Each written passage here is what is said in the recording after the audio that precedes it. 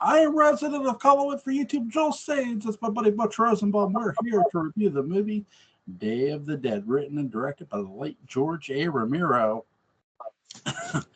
Butch, buddy, when did you first see this movie? The late, great George Romero. Yeah. But you know, I was waiting on you to ask me this question because it's kind of a funny. There's funny answer to it. I have some cousins that live down in Memphis, Tennessee. Excuse me. And back in '85, we went down to visit them. And my cousin, who really got me into horror and everything, he's like, hey, we're going to go to a triple feature tonight. And the last movie is Texas Chainsaw Massacre. Now, for a little frame of reference for you youngsters, there wasn't streaming everywhere. Yeah. There wasn't cable everywhere. There wasn't even video stores everywhere. I remember actually, renting a VCR and renting videotapes. So this is before all that. Well, of course, it been a triple feature. Texas Chainsaw Massacre was the third one, and the other two were garbage. So I kept flipping and looking at the movie behind us because drive-ins at that time, there was one movie over here going to this one, and there was one movie over here going to this one. So if you were in one, you could turn around and watch the other film. Now, you couldn't hear it, but you could watch it. And I remember, because I turned around right in time at the first scene in this film is there's a lady in a cinder block room, and she touches it, and these hands come out. And I mean, that image stuck with me. I didn't even know what movie it was. And so we started the second film, and I saw that image again. I'm like, okay, I've got to find out what this movie is. So technically, I first saw it in the drive-in without any sound. Later, it was on video, one of those rented videotapes I was talking about. I first saw this as a teenager. I did not see this movie until I was about 14 or 15. And the reason I didn't see it till late is because, I think I've told you or Patrick or maybe both this story about watching, Night of the Living Dead and going to a funeral.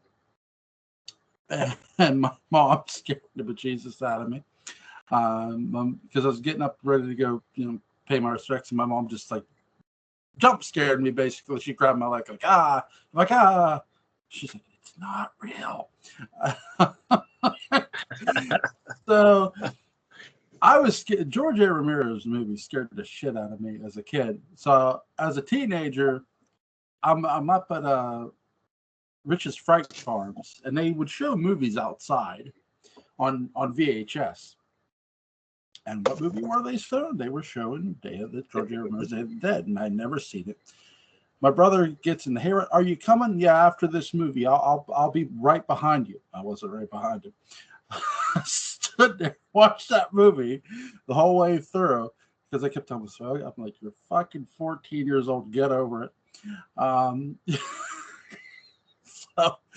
it was a really good movie. And I know this is George A. Romero's favorite, and I see why. It's really well told. It's well paced, and I think the dream sequences really just put the icing on the cake of this movie, because you're not sure if they are dream sequences really throughout, in the movie. Like, these people were sleep deprived in this film. What did you think? So are the actors. Yeah, the actors, they look sleep deprived. So maybe some of it wasn't acting. What did you make of that? The actors and characters being sleep deprived. Well, speaking of characters. Very nice. Very nice. Now, where did you find that? I have no freaking idea. It is set in here in the Butch Cave for, I don't know how long it's been in. Probably at a comic book store. And I also got, for those of you in the know, here's a better view of Dr. Tongue. He's the one they showed when they do when I first say Day of the Dead. You don't get a good view of him because this is a guy that's apparently tried to kill himself and messed up. Anyway, character sleep deprived. Sorry, I have got too many props over here, and I got to share them all because right after this, they're going back to where they were, and other people can't touch them. You know, it's a rare film. Usually, when you get sleep deprived and dream sequences, and I'm not knocking Nightmare on Elm Street, but they do them like Nightmare on Elm Street. There are a lot of fake outs and whatnot, and not say there are not, a fake out or two in here, but I think it was a really unique way to show that and to bring that in. There's a scene where Sarah, played by Lori Cardilli, I believe is how you say her last name, she's talking to one of the other scientists. They're examining a zombie. It breaks free and it's on a gurney and it reaches over. Well, when it does, he's taking all the body parts loose. But when he reaches over, all the body parts spill out, and it's even more gory and gross than anybody that's not seen it might be imagining. Well, then later, she's with her boyfriend or lover or whatever you want to call him, and she has a nightmare where the boyfriend reaches and the same exact thing happens. And I mean, she wakes right up, but I thought it was well done, not overdone though, because some films they have one or two good scenes like that, and then they think, oh, let's put another one in. Let's put another one. It's like, no. Sometimes less really is more. So, as usual, my fanboy for George will tell you, I think he did it really good, and did it, made his point, and then didn't have to keep doing it. Yeah, late great George A. Romero.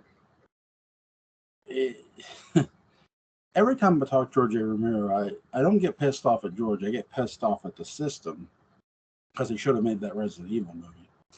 And the movies he made, Night of the Living Dead, Day of the Dead, Dawn of the Dead, Day of the Dead, and I know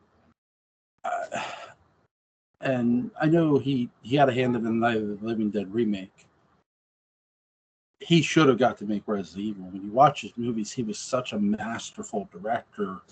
And somebody once said, "What about it do you like?" I said, "For all everything about George's films, nothing is ever wasted."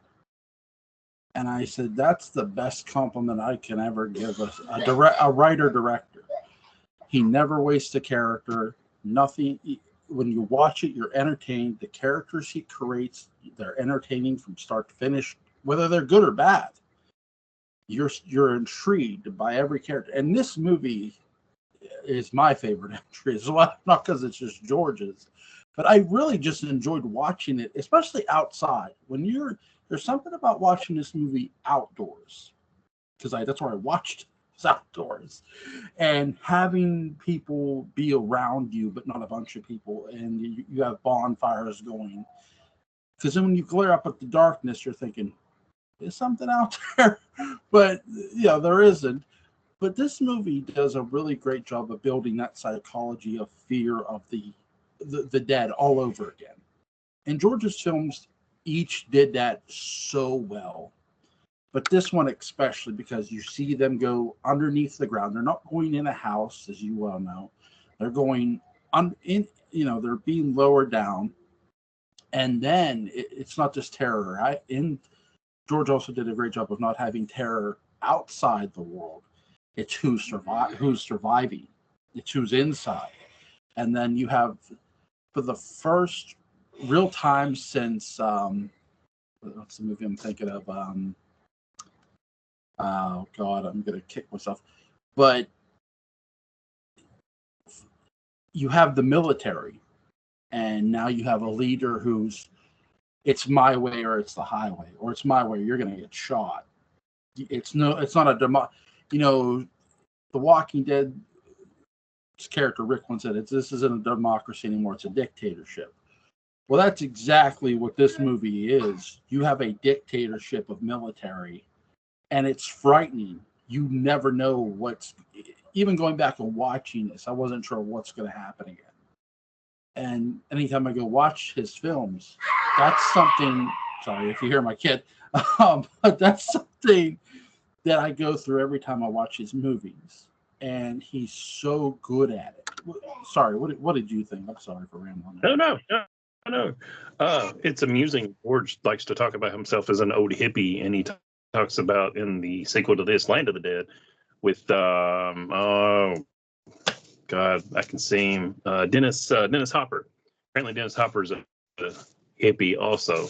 Neither one of them are what I would consider hippie, but that's neither here nor there.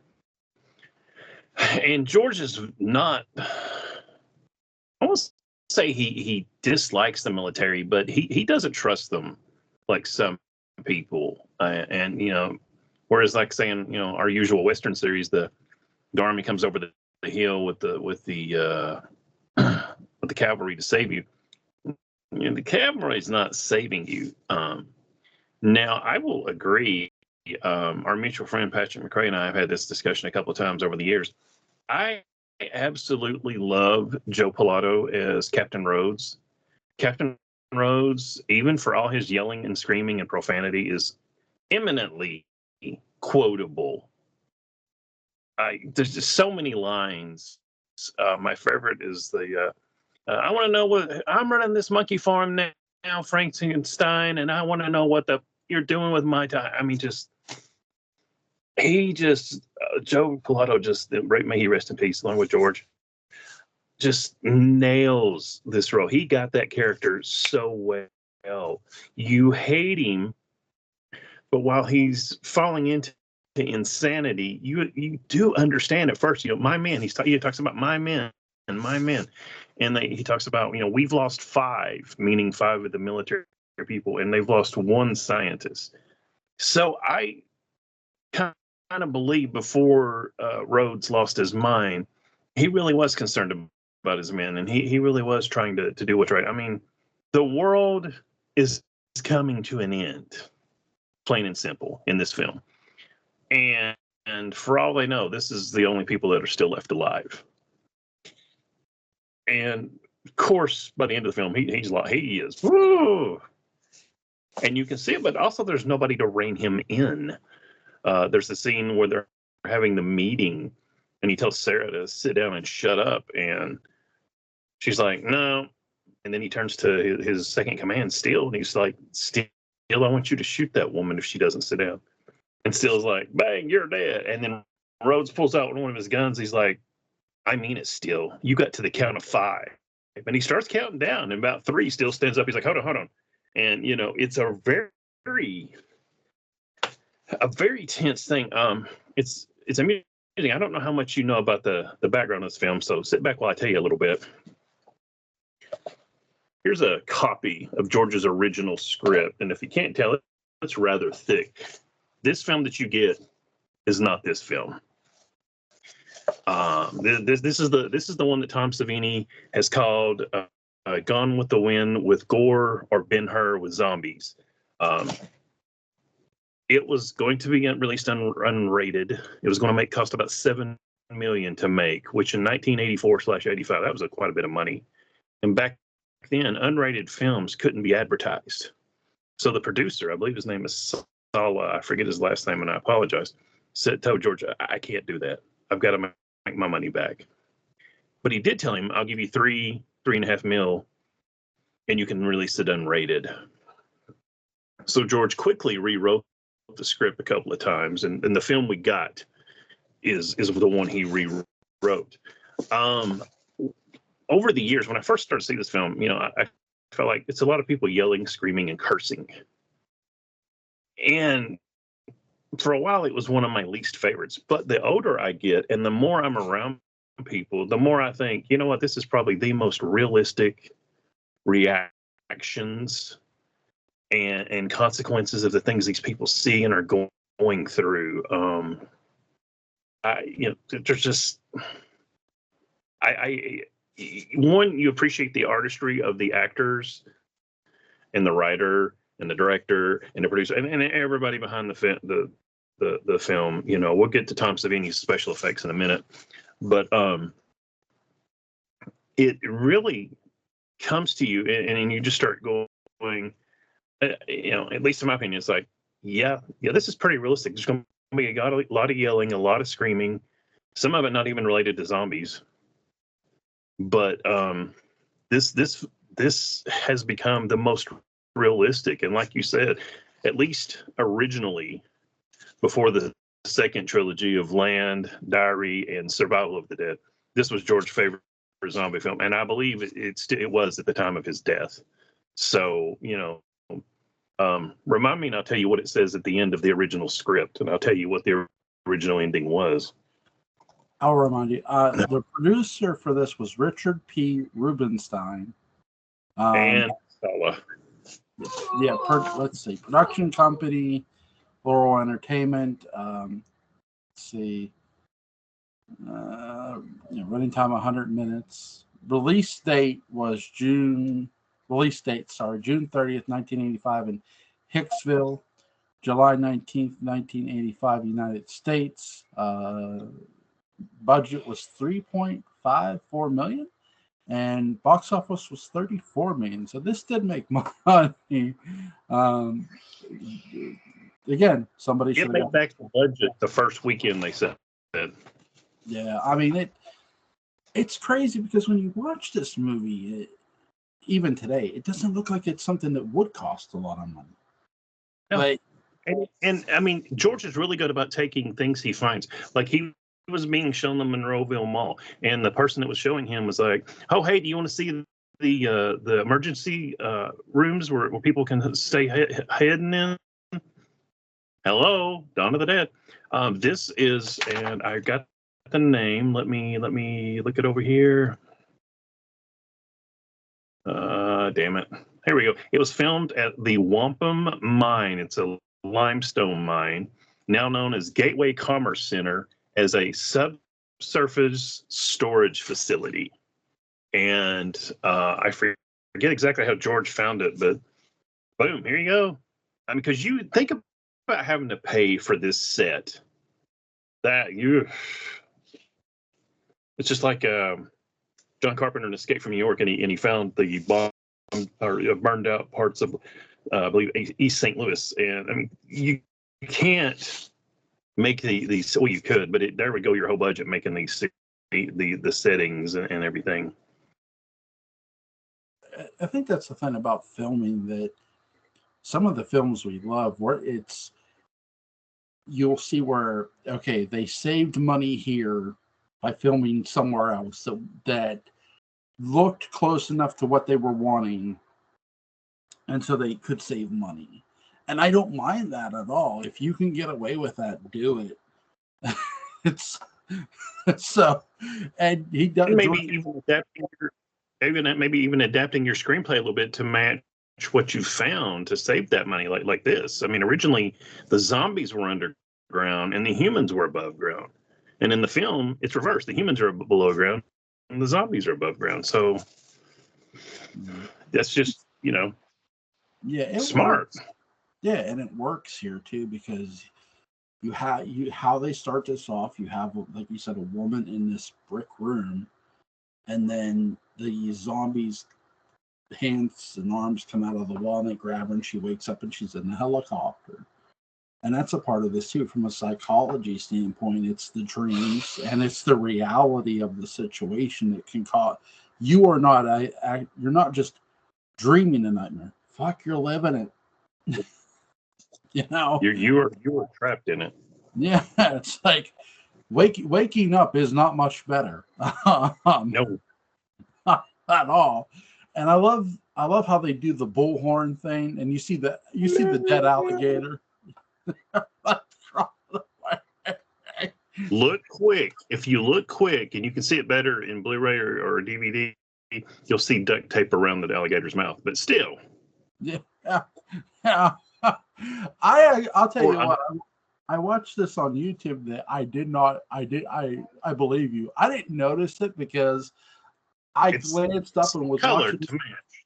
Yeah, I was watching the zombie behind it, and I'm thinking you're supposed to. Yeah, it's like, yeah, you can't help but like look at the Tom Savini makeup job and special effects, because he's, again, by this time he's well mastered the art of it.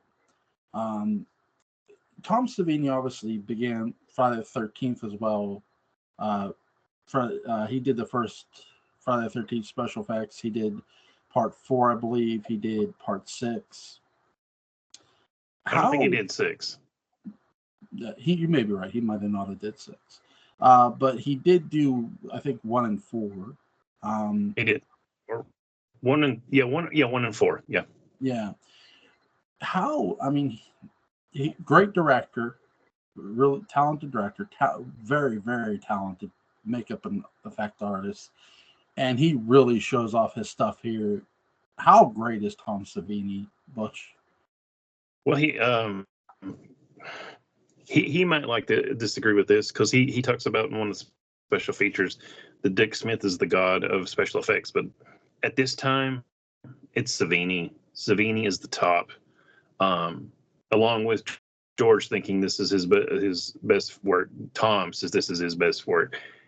In fact, it won a Saturn Award for special effects. And until this film, look at, and you know how much I love Dawn. So, you know, I'm not talking smack about Dawn, but look at the original Dawn of the Dead, and then look at this. And as much as I hate the term a quantum leap, this is a quantum leap. They talks about the stuff they found that they could roll out, and they would use it for the flesh just ripping. I mean, this film, I really don't think any zombie film has ever come close to the special effects. Because you got George Romero in his prime. You got Tom Savini in his prime. You got Greg Nicotero, which I think some of the younger folks probably recognize that name. If you don't, he's basically special effects and one of the producers of Walking Dead. He was a Savini protege, and he's in this film. There's a funny story about him I'll tell you later.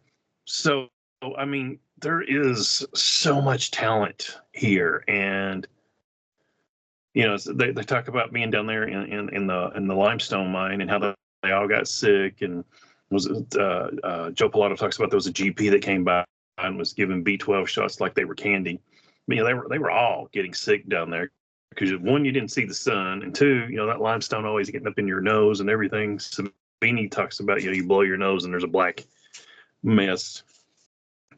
But it's kind of humid down there, and it would cause havoc with his special effects. And, you know, at the time, I think he wasn't very, you know, he was kind of worried about it. But you don't, you know, I don't know how many people are impressed with the Saturn Awards. For a long time, that was, for horror and sci-fi, that was the Academy Awards. You know, if you won a Saturn Award, you did good. Yeah. And these deserve not only a Saturn Award, if they didn't have special effects back then, but as far as I'm concerned, these special effects deserve an Oscar. I mean, I've seen people not be able to finish this film because of the gruesomeness of it. Yes. And it just the ones that really come to mind, the guts falling out when the zombie and Miguel reach over Major Cooper with the head gone, and you got the brain and then the brain stem and the body. Rhodes, Rickles, and Steele's death at the end. Oh, man. And which was it? Who is it? Is it Miguel? The one where they're literally ripping the guy's head off, and he's screaming, and the voice keeps going higher until it stops, and it's just like, oh my God! I mean, gut punch. Yeah. Is there a movie you'd like to see Tom Savini be put as special effects advisor or do the special effects and makeup too that he hasn't got to do? Whichever one he wants to do. Yeah. Honestly, and I don't say that lightly. I would be like, I've actually emailed Tom Savini a couple times, and now he's always been short because, you know, he doesn't know me, but he answers my questions. Or he has answered my questions, and that would be, you know, if I were a producer, I'd be like, hey Tom. Now he says he's retired from special effects, and I'd be like, okay, sure, man. Do you want to be the advisor? Do you want to come in what would you like to do? You want to do nothing? Okay, well, I'm going to start. I'm going to start with the best and work my way around. And that's knowing Soto on Robotine or Rick Baker or anybody like that. But I would start with if I'm making a horror film and I want gross out, realistic, jaw dropping effects, I'm starting with Tom. Then I'll probably go with one of those two guys. But I'm starting with Tom. And I tell you, this may be my interpretation. And I like Land of the Dead, and I like Document of the Dead. We're not going to talk about Survival of the Dead. But they look. Greg Nicotero took over, and I've never known if maybe Tom and George had a little falling out, or if they just went separate ways, or what. Originally, Tom was going to do the special effects for Land, and they filmed that in Canada, where George lived then. And that's one of the times I emailed Tom, and I said, I thought you were supposed to do the special effects. He's like, yeah, it didn't work out. And he didn't know me any more of an answer, but I was like, because I wanted, growing up, being a teenager in the 20s, watching Night, Dawn, and Day, being a George Romero fan, I wanted one more Ramiro Savini zombie flick. Just, one time in my life to be there opening day, opening night, just to experience this. And I've always been a little sad that didn't happen. Yeah. I know he's done so much for the horror genre. I don't know if he'd be needed for Halloween, so I won't say Halloween. But I would love for him to do the effects for a Shadow movie. I think he would do a phenomenal job, especially if they're going to do channel the pulps, and the Shadow can be anybody at any given time, and to have that effect be done by Tom Savini, I think would be amazing. I would like to see Tom Savini do a Halloween film, direct it. Yeah. So ostensibly he would be a consultant on the special effects. So I'd be like, hey Tom, you want to do a Halloween film? Yeah, I don't care. The sequels are all over the place. We don't really need another new Halloween, as in an origin story. Just no. I'll get back with you in a month. If you're interested, you are okay. Tell you what, I'll get back with you in a month, and you give me some pitches. You give me some ideas. I don't even, if you've got one where Michael goes in space, you know what? I love Jason X. So hit me, brother. What you got? Let me see. Why not, right? Right. Yeah. I think that's the thing. There's been, I don't want to get off track, but with this movie, because this movie's so good, and I really love the lead female protagonist in this. She's really, I even still feel in the late 80s, this is ahead of its time with female protagonists. I know we've had some prior to her, like Laurie Strode, Ripley from Alien, but this here is just so criminally underrated. Yeah, it's George. I may be misremembering, but I swear somewhere there's an interview where George said he kind of wanted to make up for the way Fran was at the beginning of Dawn. George had a strong African American lead in Night, had another strong African American lead in Dawn. I don't know if I would call Terry Alexander. He's a good actor, but I wouldn't necessarily call his character strong. But George, I know some people don't like the term inclusive or whatever, but George was, he was about pushing the boundaries, and he didn't want to just do the same thing over and over. Yeah, and that's the thing too with this film. Even though it's the third film, it doesn't feel like he's doing the same thing over again at all. It's like it's a whole new thing. And the way he shoots, the helicopter scene, you see the overhead shot and they're landing to And he tells her, he goes, I'm going to leave this running. And if you ain't here, I'm taking off.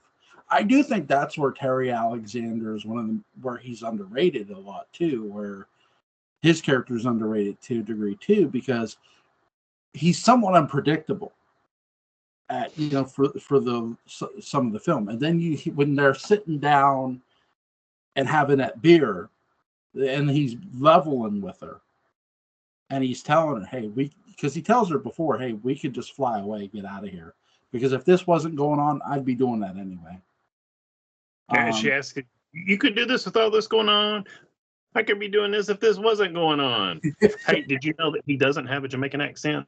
No, I did not. Now, what's funny is John, the guy on his partner, the older guy, he is Irish. That is his real accent. And what's funny, one of the reviews talked about how fake his accent was, but complimented Terry Alexander's Jamaican. And it's kind of funny because Terry doesn't have a Jamaican accent, and the other guy does have an Irish accent. that happens in wrestling too. First time, you remember the TV show House? Yeah. I can't remember the actor's name. It's escaping me at the moment, and I'm a little foggy with some sinus. But I saw an interview with him, and I'm like, why is he doing this fake English accent? No, his American accent is that good. And there's not many people that can do that. Usually you can go, oh, okay, yeah, no, man, his is that good. There's a Hugh Laurie. There's an audition tape of him. And I think he was like, I don't know if he was broke before he did House or he was just going through a rough patch. I'll send you the audition tape, but he goes right into it. Because they were having the guy was speaking to him, and he's speaking to him in the accent that you hear on TV. And it's like, damn, you see why they selected him. It's amazing. But yeah, one that comes to mind is Kofi Kingston in WWE. Like his Jamaican accent is fake. They even made fun of it on camera. They said, hey, well, your Jamaican accent really disappeared really quickly. Yeah, it did. But yeah, I could not tell he wasn't Jamaican. Again, there's that stuff I don't pick up on really well, because I'm like, maybe they did hire a guy, who could, but he could do it really well. The Irish accent, I didn't know if it was, but you're saying it was real. That's cool. I really love the mine tunnel scenes that we see where the zombies are coming in, and they got that pole, and the guy's holding the guy's head. He goes, "You almost, you almost killed him, Killed, yeah. Yeah, I just the intensity of the characters, like you said about them being sleep deprived for real, it makes this movie so well intense. Like you said, great lines. I really love how the Dr. Frankenstein is training the zombie to do stuff. I need this zombie as an answering service. Yeah, well, too, right?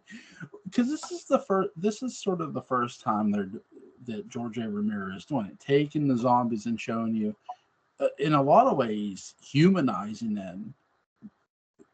Like we always talk about how directors and writers were ahead of their time. How ahead of his time was he here, do you think? Very, very much so. I mean, this is the first time you see, arguably at the end of Dawn with Steven, when he's going back to somehow he leads the other zombies down there. And, but, this is where we get a whole case of it. And it starts with Steven and Dawn. It goes to Bub here and Big Daddy in Land of the Dead. You see it more. Again, George doesn't want to just do the same thing. Bub here, by the way, but this is the only time where you hear a zombie speak, because he tells him, say hello, Aunt Alicia. or however he does it. But the implications are completely lost on some of the folks, and I think that lost on a fair amount of the viewers, other than just the amazing scenes with Howard Sherman. But Bub is, a big step forward in zombiedom, and anytime you see these zombie films where the zombie doesn't act just like it should, in my mind, you're going back to Bub, you're going back to George.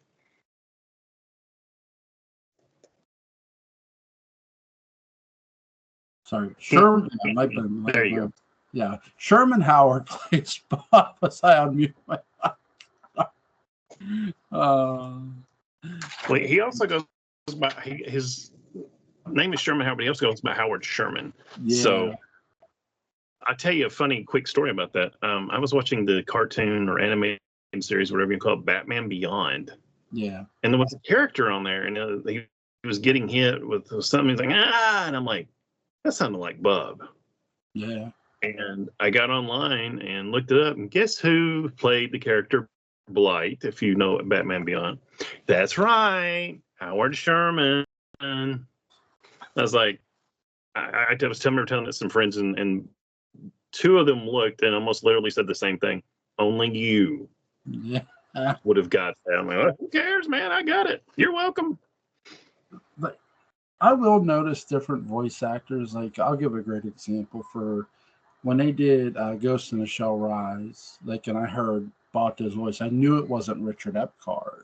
It was the guy it was Christopher Sabat, the guy who does Vegeta and Piccolo. And so, and he's sort of doing a mixture of both Piccolo and Vegeta in between of doing Bato. And I said, that's different, than what Richard Epcar did it. But twist my arm and ask me who I prefer, I'd say Richard Epcar. But I don't mind Christopher Sabat at all, because again, he voices my favorite Dragon Ball Z character, Piccolo. But I feel like voice actors are very, very really good at performing. Some of them just don't get a chance to do enough live action. Like, you know what I mean? Like, I always felt like Batman, like, we know the guy who voiced Superman in the animated, he got to do live action, Tim Daly. But Batman, it's like, man, that guy should have got way more chance to do. And I'm sure he did live action stuff. It just felt like you didn't see him on TV enough, other than as voicing Batman. He was my generation's Batman. Kevin Conroy. Yeah, I mean, that to this day, if I pick up a Batman comic, and I read it, Batman speaks in that voice in my head. Yeah. And if I read something that doesn't sound like Batman, it's like I try, listen for Kevin Conroy as well. And if it's not his voice, I'm like, okay, they were off on that one. But yeah, he did on the CW verse. He got to play Bruce Wayne 1. Yeah. That was, I loved that mythology gag. It was awesome and amazing. Unfortunately, he turned out to be a villain, but still, yeah, it was that. He is, and I'm not trying to like anybody's done Batman since him. Again, rest in peace, Kevin Conroy. Nobody to me will ever surpass him. That's the perfect voice. So yeah. Yeah. It's amazing how, because they were going through so many people, and finally his agent said, well, you should go try this out. He goes, all right. And he read, and that's it. That's our guy. It's amazing. And yeah, he did a bunch of Batman games, which are really, really good. Games. Yep. Yeah. Which, by the way, before those games, one of the best, most underrated Batman games is Batman Vengeance. You can handcuff the criminals there. Yeah, you can put handcuffs on them. Batman slaps the cuffs on them when knocking them unconscious. But with this, I like how quickly things go bad too. or at least the build up to it. When they shot Dr. Frankenstein, I was like, oh shit, this has just gone way downhill now. It's like, when he turns that gun on him, I'm thinking, yeah, he's going to shoot him, because you and I have seen enough Westerns to know when somebody's going to get shot. And yeah, that's that feeling. It's like, oh yeah, he's going to get shot. And then there were people who were looking around me like, how'd I know that? And I'm thinking, I've seen enough movies. I've seen enough Westerns. And so, yeah, he gets shot, and he's like, take their guns. I'm thinking, oh shit, this is bad. Now, here's an interesting point for you, Joel. Let me ask your opinion to this. Dr. Logan, aka Doc Frankenstein, and Fisher, the other guy who wears the other scientist with the glasses, played by John Amplas, who played Martin in the film Martin, if you've seen that, another George Romero film. They both get shot, not in the head, and neither one of them comes back. Yeah. There's a theory that whatever was causing the corpses to reanimate has passed. Wow. I've heard this theory too, like not too long after I saw the movie. I've heard this. I would say yes, it did. Yeah, I think it fits. I mean, now's a good time to bring up the script. There's a line in there towards the beginning where they say something about one day a man's going to die and he's not going to come back, and he'll be a saint. He'll be the first saint of a new age. Mm-hmm. And that's actually how the original script ends. Someone, it's been a while since I read it. I'm ashamed to admit it. He dies and he doesn't come back. Mm. And I want to read the specific last part because it's great. I love it. Suddenly loud music, a sudden movement. It's the movement of red letters that spin up off of the head of the corpse and settle before our eyes. The letters read, "The end, I promise." I want you to know, when we get done with this video and I tag it on Facebook, Butch Rosenbalm reads from the original script of Day of the Dead. Which, if you're interested, can be found at homepageofthedead.com, okay. Which I haven't visited in a long, long time, but is a great, great resource if you're a fan of George Romero films. Awesome. Dayofthedead.com, you said? That's what it is? No, homepage of the dead. Homepage, okay, sorry. There's all kinds of information about all the films.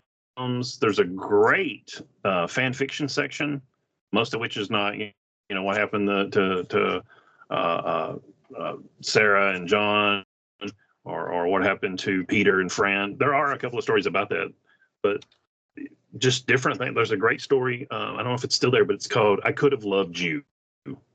If you go over there and you look for that, if you find that, read that. I thought that was really, really good. And there's a really good one called Bruce, and that's all I'll say about that one. But there's some really good written stuff there, and it's just very informative. I spend way too much time there. Homepageofthedead.com. I found it. Okay. Thank you, by the way. Thank you. There's so many good characters in here. Even the villains are very interesting. I always enjoyed Steele because he was a comic relief, and you could tell. Like, when it's like, this guy is going to get killed in this movie somewhere down the line. And it's like, but he's enjoyable to watch. Who was your favorite character in this? I'm ashamed to admit it, but it's Rhodes. Yeah. Rhodes all the way. With his two pistols and the double shoulder and the bullets there. I mean, he's a great villain. Excuse me, my throat's really dry.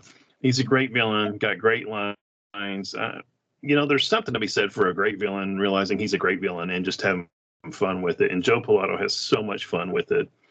And up until the very end, you can believe he does care about his men. Now when the zombies finally get in, like we all knew was going to happen, even for George doing different things. I mean, we all knew the gross out was coming, and we all knew the zombies were going to get in, but they did. When he realizes what's going on, I mean, he gets in that little golf cart and he takes off, and he's kind of like, screw y'all, I'm out of here. And he gets the greatest, I'll say, the greatest comeuppance since Todd Browning's Freaks. Yeah. He's running from the zombies. Bub knows who killed his friend, his dad, his mentor, whatever you can call it. And he shoots Rhodes. And Rhodes goes and opens the door, and there's all these zombies. He's like, and they grab him. And I cannot do it justice, but Rhodes gets pulled down, literally gets pulled in half. Yeah. And they're pulling the greasy, bloody guts out of him, and he's just screaming, choke on them. And I'm just like, I don't ever want to be eaten alive by zombies, but I hope to goodness that if I ever get a chance to have a line that great, I mean, that's a big old middle finger to the very end. And honestly, that's one of the reasons I love him. He's just like, choke on him. A funny story about that. They used real pig intestines for the various intestinal scenes. Well, they had them in a refrigerator. Somebody unplugged the refrigerator. Oh, wow. They were in there for 2 weeks, and then they filmed Rhodes' death scene. It's funny because if you watch the one of the special features on the Blu-ray, Joe Pilato's like, Savini says it was an accident. Savini. And so they're filming, and he's like, Tom Savini's like, he's got some kind of aftershave up under his eye. I mean, they've got masks, they got, because these things are just horrible. And in fact, as Joe Pilato was telling this story, he's like, he has to stop. He's remembering he's about to throw up, and he's able to get the scene out. But he said, they film and they said cut, and again, watching the special feature, you see the one guy, he's like, one of the zombies actors is like trying to, and you just see him, he's like, it's God bless him. That had to be, imagine pig intestines in a non electrified refrigerator for 2 weeks. Yeah, that didn't smell good. That's for sure. That smelled probably so awful. Oh my God. Yeah, I would say Still's my favorite character, though he's not like, he's like, again, the comic relief. I do think Dr. Frankenstein is an interesting. Rickles is the comic relief. Oh, okay. His buddy. Rickles, yeah. Rickles. That's one of the great scenes, though, when Rhodes tells him to shoot Sarah, and he goes, bang, you're dead. And they all start laughing. And then that's when, and then Rhodes pulls out his gun, and you're like, Rhodes has lost his damn. But yeah, Still is great fun. And he's not as dumb as Rickles. So, I don't, he's kind of like comic relief without being the full comic relief. He's the straight man, I guess, to Rickles' foil. I tell you what, when he pulls out the gun, I'm thinking, oh shit, it just got real. It just got real, because he's not playing around either. No, it's like really, really great stuff. Yeah, but try to get her name right too. Lori Cardell. Cardille, I believe is how it's pronounced. Her father was a guy involved in the Pittsburgh television. They called him Chili Bill, or Chill Bill Cardille. He's in Night of the Living Dead. He's the TV reporter towards the end. Oh, cool. Yeah, so she kind of grew up around George and them people back then. Yeah, she's very, very underrated in this movie. I really, she's so criminally good in this movie, and the fact that they build this movie around this woman who, again, isn't Jamie Lee Curtis, isn't somebody you're going to be familiar with, but it's somebody who you really connect with each of these characters in a lot of ways, because you see why they're the way they are. They're sleep deprived. The world is ending. George A. Romero was to me. I know you probably feel the same way. The master of doom is imminent. The world, it's ended. The world's gone. And it's just like, God, he was so good at it too. My wife has never seen this movie, Butch. I don't think I could convince her to see it. It's funny you say that, because I had the DVD, or rather the Blu-ray up there at the. I mean, you can catch it at a lot of places online. The streaming's not hard. Don't is my suggestion, unless you can sit down and watch it with no commercial interruptions. Let me say that. It's one of those types of films that goes better. And I picked up the Blu-ray case and I held it up to my wife and I said, if I made you watch this film, we'd get a divorce, because my wife does not really like horror films, and I don't think she could make it through it. And she'd probably begin to wonder if, she'd be like, this is one of your favorite films of all time. And she'd probably start to wonder what was wrong with me, and we wouldn't do any more videos, because I would be in a sanitarium probably. So there would be a picture of Butch with the Hannibal Lecter mask on. Hey there. Hello, Joel. Is this Joel? Yeah. Hello, Joel. We'd be streaming. Yeah. We'd be recording straight from the sanitarium. So that would be. God, yeah, this movie is just really, really good. There's nothing bad about it. It's a straight 10. What's your favorite scene? I know.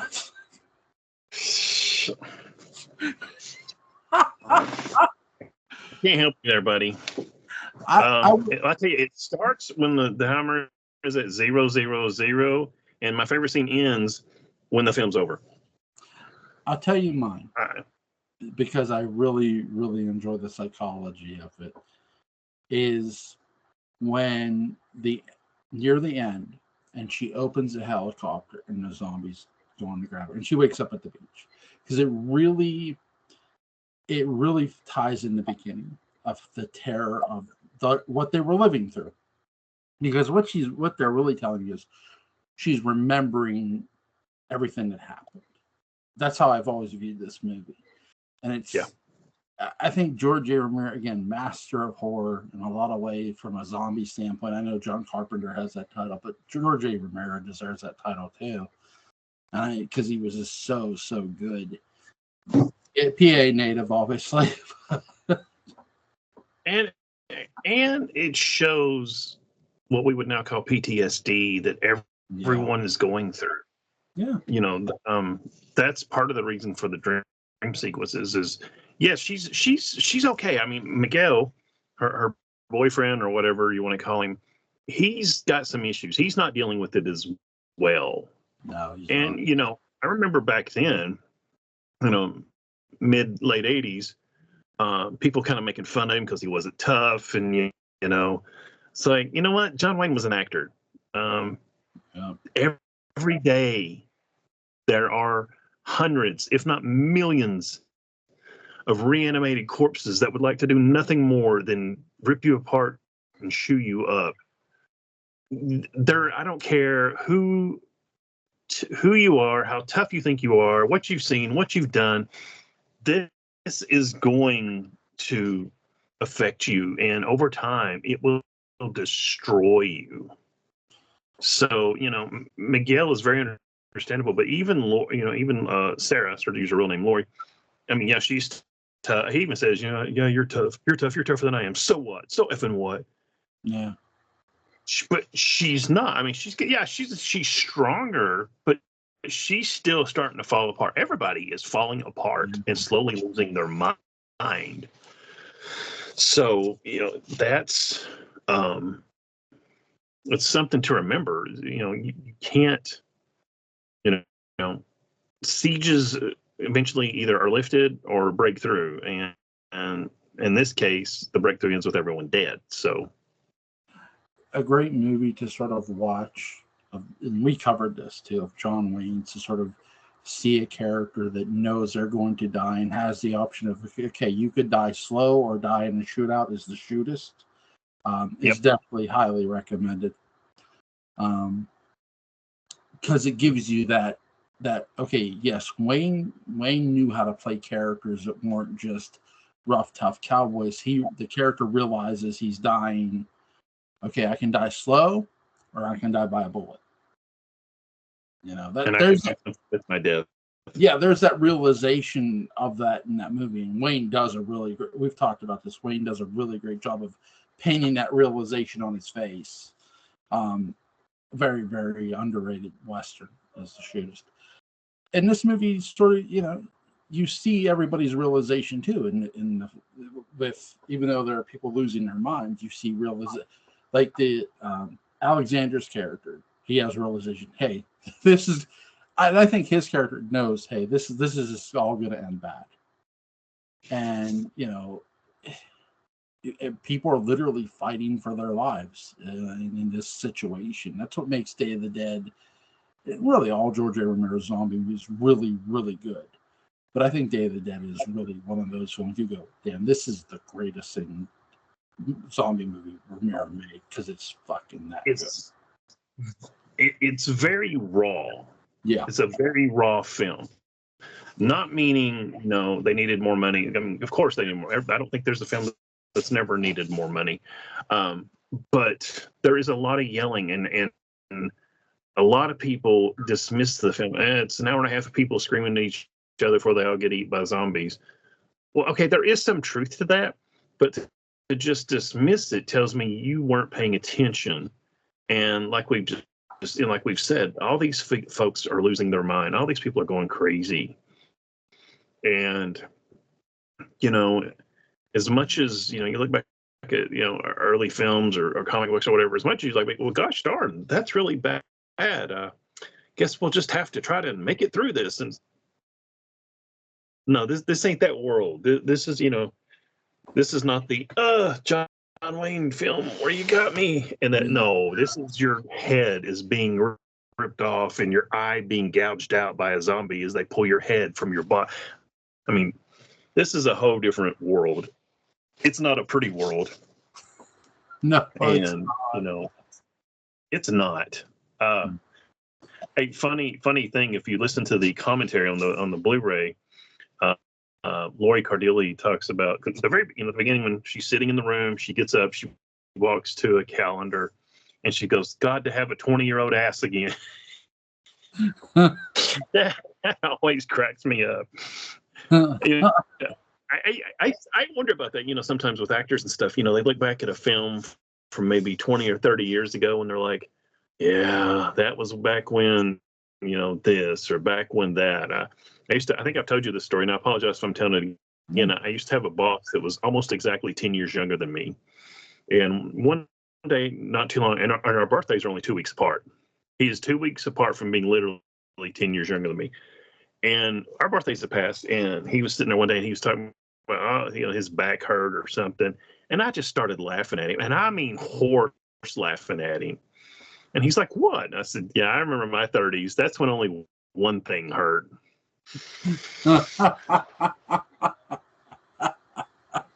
But yeah, I would love to, to me, that is such an honest reaction of her, just looking back at that, in that time of your life. And nobody they interview, let me put it that way, nobody that they interview has anything bad to say. They all, even as hard as the film was, even as, sick and rough as it was at times, they all talk about how much they love this film and how much doing it. Yeah. And you could tell they looked like they were having a lot of fun doing it too. That's the thing. For all the sleep deprivery of the actors and characters, they do an amazing, amazing job. I can't say enough good things about. I have nothing bad to say about this movie because it's that good. It's just fucking George A. Romero. It's a movie you should go watch. It's a movie you should show Show it to your kids. It'll be okay. Make sure they're older. Yeah, maybe unless you want therapy bills. Yeah, maybe when they're older. I did not write this book. It's by a gentleman by the name of Lee Carr. But if you want to know a lot of background stories and the making and all that, this is the book to have. It's really good. I hate to admit it, I've still not finished it, but because I'll read and then I'll put it down and I'll start reading something else and then try to come back. Another great George Romero Fent book, Zombies that Ate Pittsburgh, and the reason why my copy is better than yours, mine's autographed by George Romero. Very, very nice. Very nice. I'll help anybody that stops. It's wants to try to figure it out. It says Butch, stay scared, which is how he signed everything. This was the second time I met George, and I told him about I'd met him in Chicago when he premiered Bruiser, and we talked for a minute about it. And then he put in parentheses, "Why are you following me around?" ? And then signed the book. So this is one of my treasured items since the passing of George. I got to say it again. You hear "Don't meet your heroes." He was thankfully and blessedly not a case of that. It's just one of the nicest people you could ever hope to meet. And my brief seconds with him are something that I treasure, and the fact that I got to tell him, thank you for your films and all the things all the entertainment you gave me over the years. Yeah, great director and writer, for sure. You wanted to bring up the end of the script or something, I think, or did you? That was the guy dies and he doesn't come back, and George said, "The end, I promise." I didn't. However, let's have a little trivia real quick. Tories, towards the end, right before they get killed off Doc Frankenstein, there's a head of one of the soldiers, and he's been zombified, and it's like doing this. That is Greg Nicotero, who went on to greater fame with Walking Dead. He went home when they were filming it, and he put that fake head in his bed and pulled a practical joke on his mother. No word on what it was like afterward. Let's see. Pig intestines, scream. Lots of medical filming issues, allergies, no sun, vitamin B, high humidity affecting effects and cameras.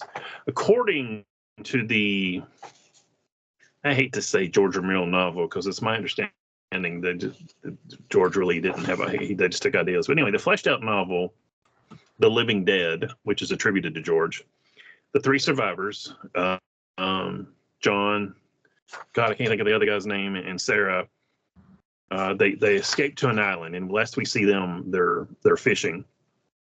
But according to the novel, they did not make it out, and they became zombies. The first part of the film, with the helicopter flying over, that is Fort Myers, Florida, which is where George Romero lived at the time. And at the island at the end that I just referenced is Sanibel Island. When the budget went down, George went back to Pennsylvania to go the family approach. According to IMDb, he used the same casting agency he used for Dawn and requested all the original zombies be called back. Allegedly, this is how Joe Pilato also got the role, because Joe Pilato is in Dawn. Zombie plague might be over. Neither Dr. Logan or Fisher reanimate. Rhodes's pistols are Smith and Wesson model 629s. That's 44 Magnum with 6-inch barrels. And yeah, talking about when Torres gets his head pulled off and the voice just keeps going. As a horror fan, just thinking about that still. Oh God, horrible way to go. Oh, yeah. I think that's all my trivia that I had for you.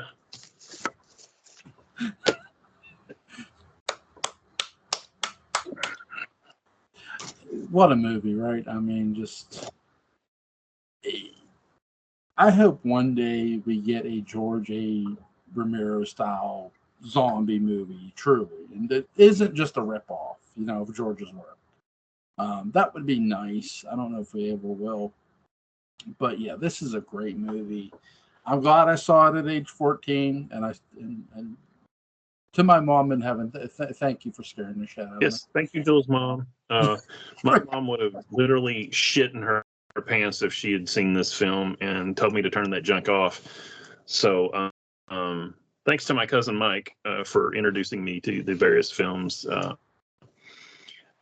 This movie was considered a bit of a bomb. It made money, but compared to Dawn and Night, it was not the cult film originally when it came out. And if you're, and I was guilty of this. If you're expecting Dawn of the Dead 2, that's not this. This is a completely different film.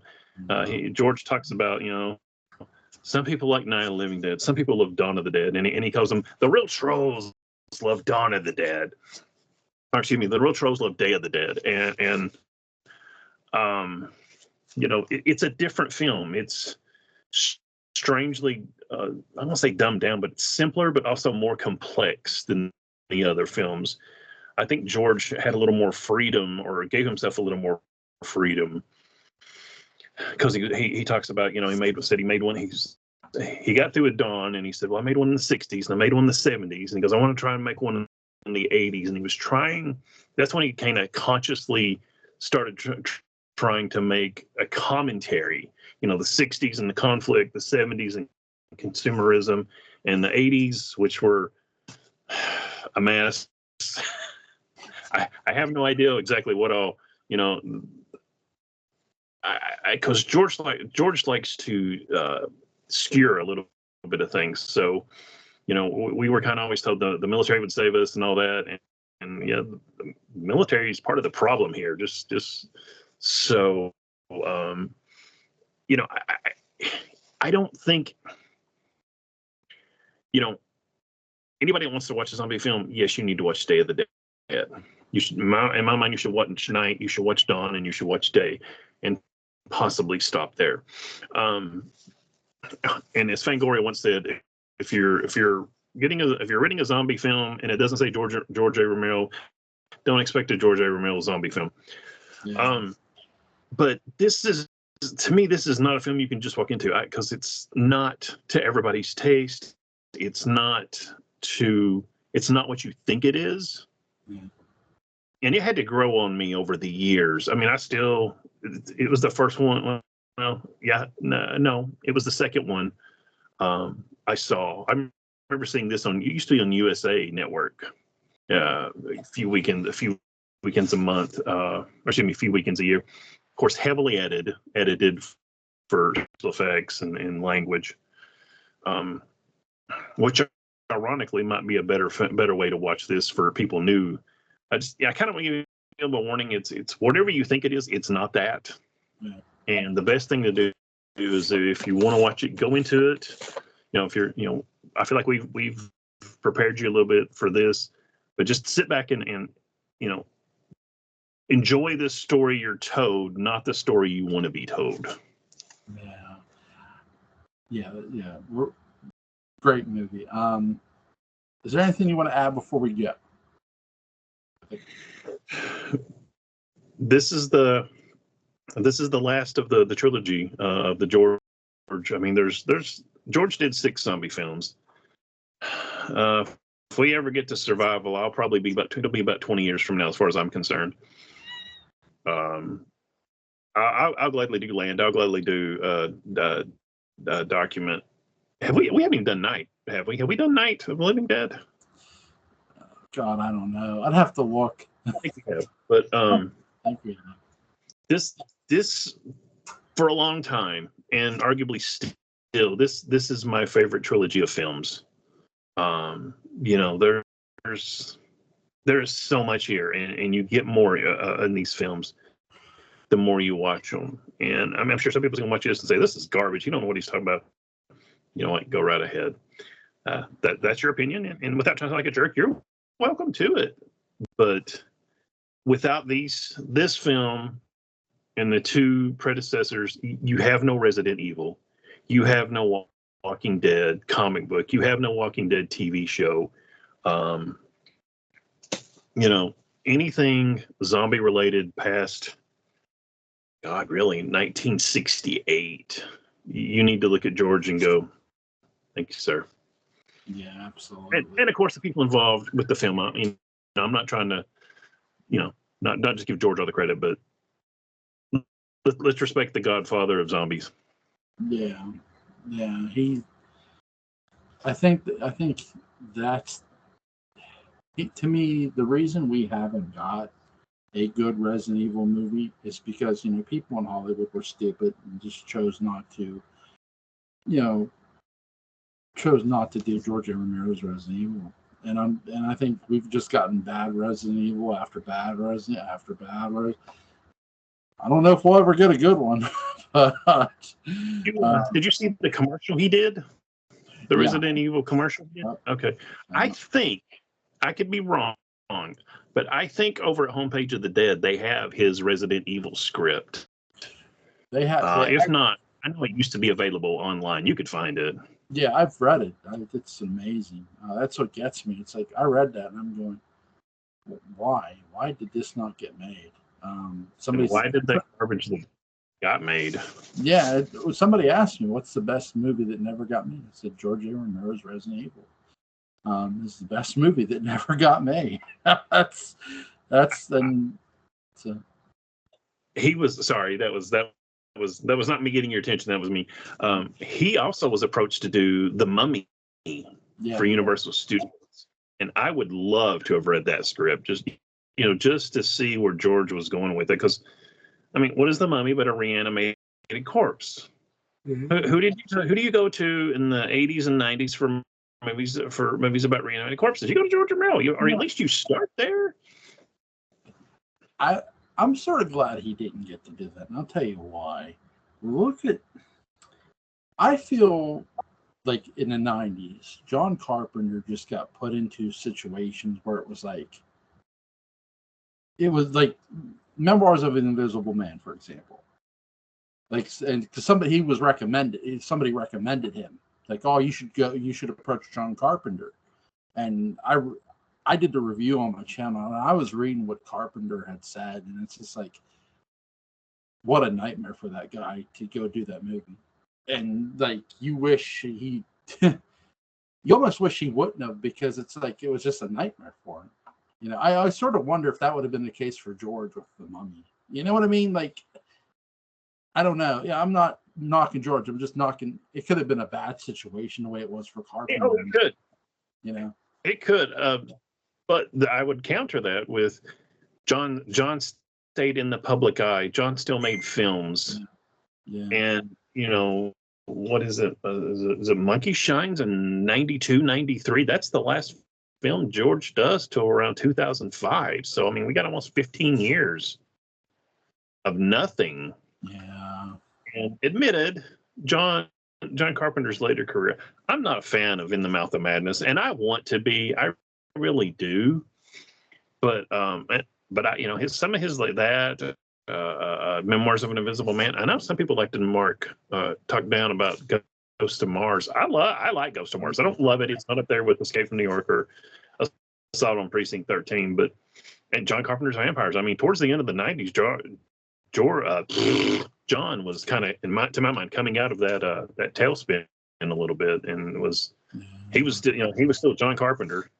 Yeah, he was. I think I did I reviewed In the Mouth of Madness, and the one point I made was John Carpenter is somebody who recognizes what he has, and it's like, how do you have the Omega Man, in your movie, and not use him as the writer of who's controlling the apocalypse? Would have been uncanny as shit. You know what I mean? It'd have been to me, that would have made more sense. Because he's more of a threat than anybody. Like, to me, it would have just made more sense in my opinion. And then, like, how did Carpenter? I don't know if Carpenter just didn't see that. And I'm thinking, how couldn't you? You know what I mean? Because I agree with you. I own Ghost of Mars on DVD. I enjoyed the hell out of that. It has a really amazing. It has, before he was famous, Jason Statham. obviously Ice Cube's in that movie. There's a whole bunch of names in that movie. It's enjoyable to watch. Is it like the greatest of all time? No, it's not. But it's a fun movie to watch. But it's fun. Yeah, it's a fun movie. I think to answer your question about Charlton Heston in The Mouth of Madness, Suiter Kane, for anybody that didn't catch it, is Stephen King. Yeah, he is. Yeah, I agree with you. I think that's why it was Suiter Kane and not the Heston's character. I can't even remember the guy's name. And Charlton Heston was in the last part of his career, and he was doing all kinds of stuff. That was around the same time he did Needful Thing, or was going to do Needful Things. And God, I wished he had been able to do Needful Things. Yeah. Yeah, I think that's a point too I made on my video, that I get why John Carpenter is basically, if you will, either A, paying homage, or B, taking a shot at Stephen King, because I know Stephen King did not like Christine, the movie, at the time. But to me, it's like you got to put certain things aside in order to do your movie better. You know what I mean? And I feel that's where, it's because this is, In the Mouth of Madness is John Carpenter's Doom is imminent trilogy. It's part of it. Prince of Darkness obviously is the other, but it's just like you could have that. I put on In the Mouth of Madness. I put on John, but Memoirs of an Invisible Man I put on Chevy Chase. It's like, I've never been able to finish that film. Not that it's just like utterly horrible. It's just Chevy Chase is so utterly miscast in that film because they're letting him be Chevy Chase. If Chevy had somebody sit down and say, "Okay, Chevy, I need you to play this kind of straight, save your crazy," like that scene where I want my marble, I want my my molecules back. I want my molecules back. I mean, I was so totally intrigued by the premise of Memoirs of an Invisible Man. Yeah. And what we saw is just like, makes me think of the Bruce Campbell story talking about Congo, where he talks about you got the writer of this movie, and you got the producer of this, and you got this, and you got this. And he's like, would you have all these people? I'm like, yeah, congratulations, you just made Congo.